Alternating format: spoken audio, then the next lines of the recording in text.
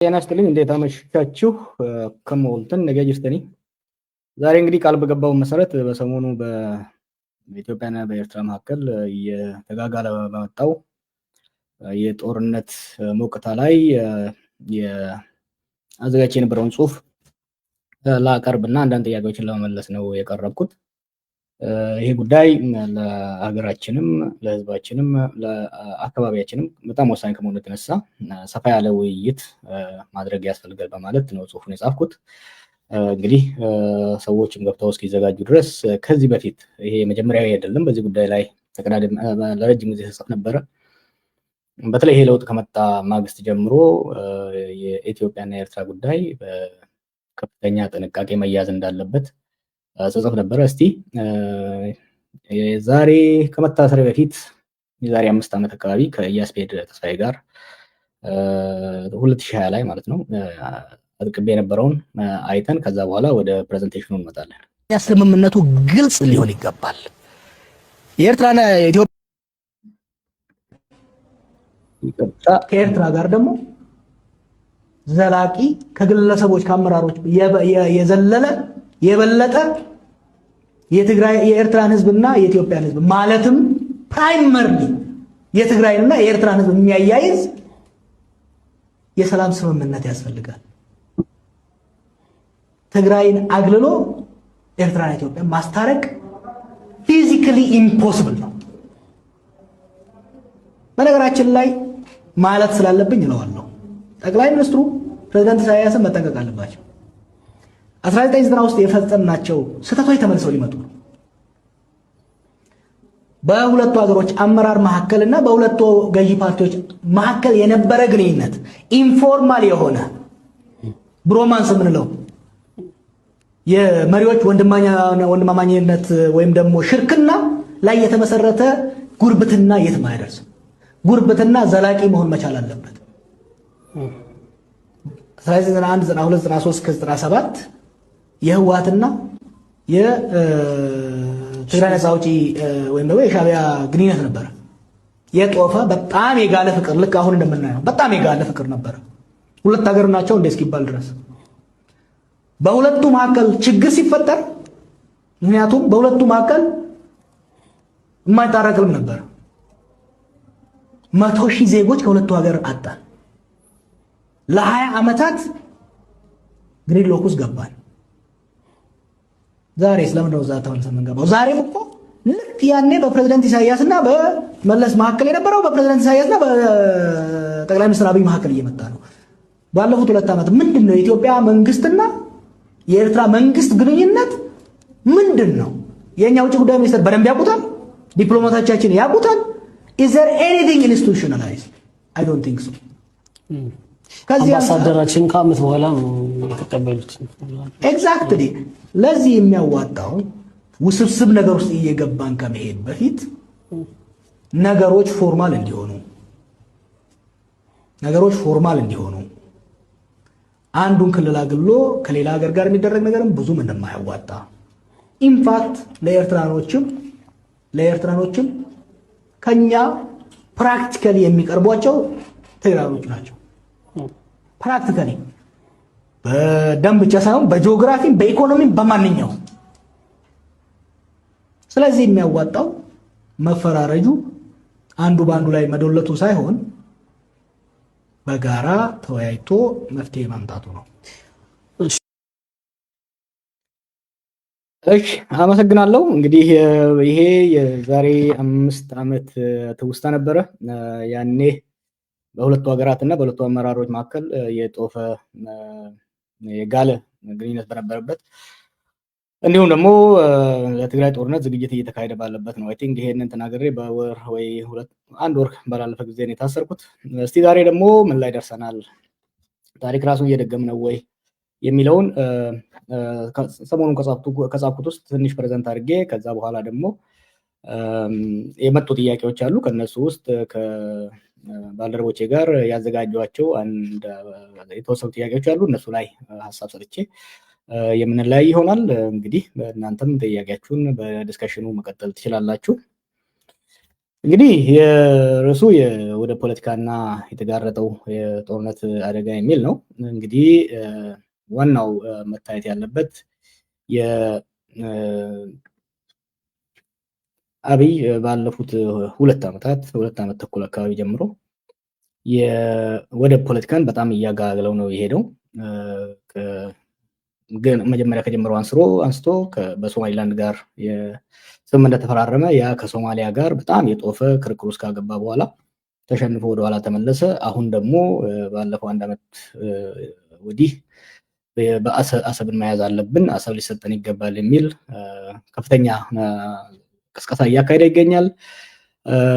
ይሄ እውነት አብይ እንደሚለው በቀላሉ ወደብ በጉልበት መያዝ ይቻላል ወይ? አሁን ያለው የኢትዮጵያ የባህር በር የማግኘት በጦርነት የማግኘት ዛቻ ምን አይነት መዘዝ ሊኖረው ይችላል የሚሉት አንዳንድ አደገኛ የሆኑና እኔም ይሄን ጽሁፍ እንድጽፍ ያነሳሱኝ በጣም ጉዳዮችን አቅልሎ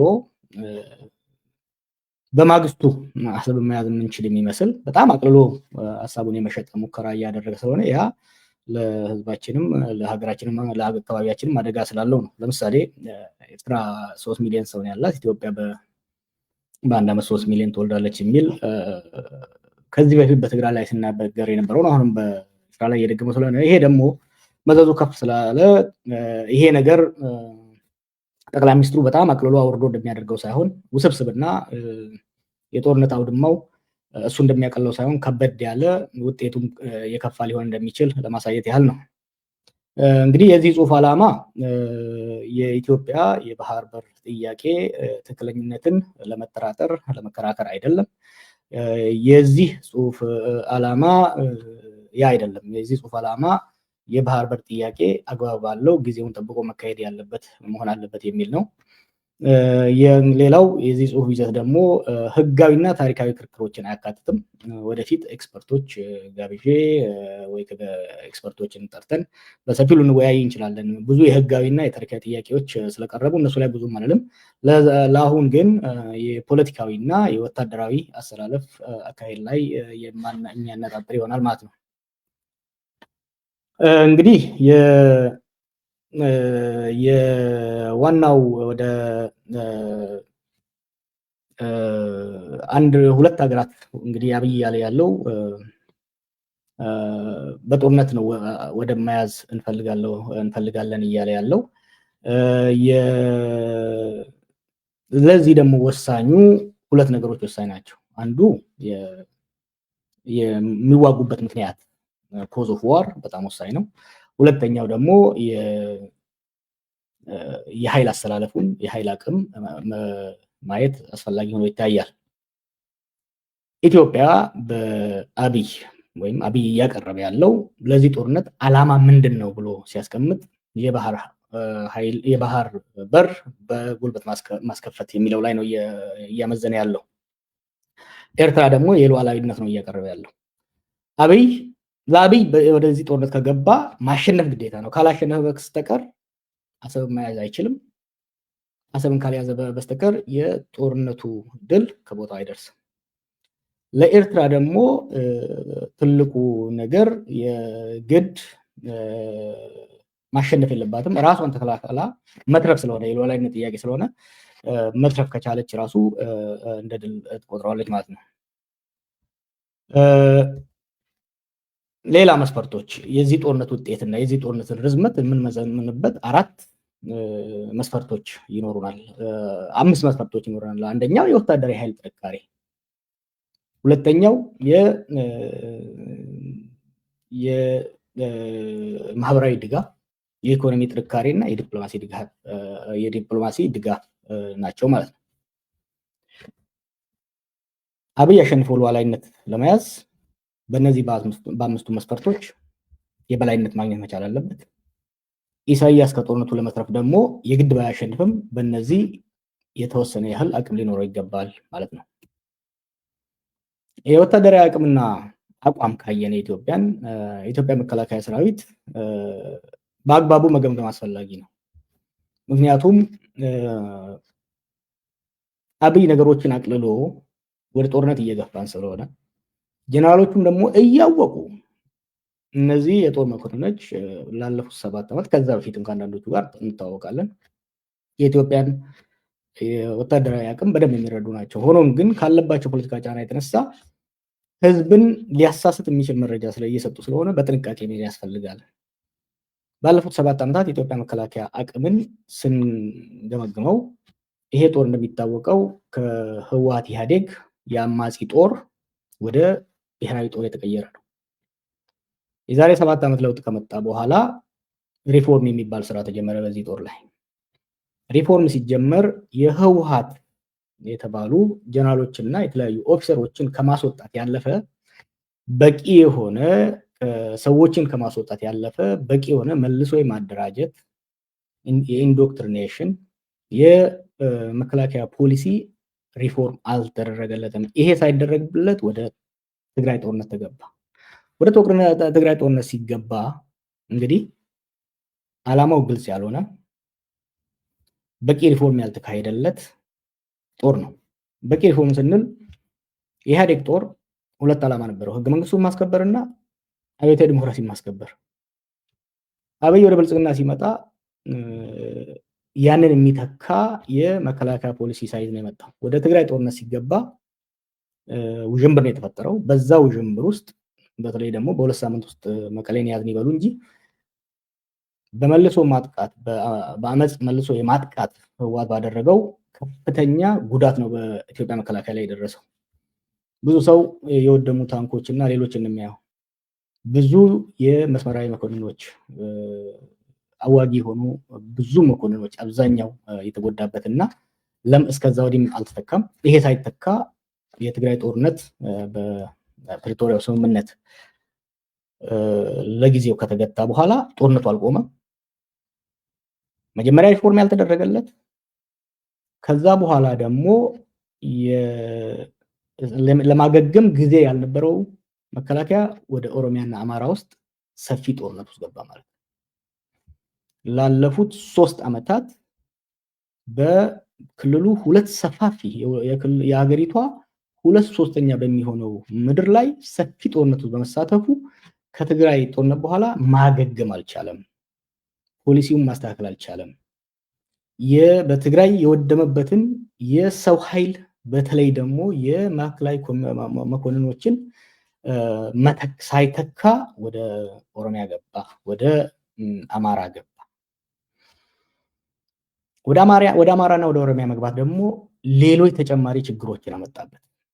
በተለይ ደግሞ በዚህ ክልሎች የሚካሄዱ ጦርነቶች ብሔር ተኮር ከመሆናቸው የተነሳ መከላከያው ደግሞ በአብዛኛው ከነዚህ 2 ክልሎች የመጣ በመሆኑ በሁለቱ ክልሎች መከላከያ ውስጥ የሁለቱ ክልሎች አስተዋጽኦ ፕሮባብሊ ከ60 እስከ 70% ይሆናል 70% ይሆናል።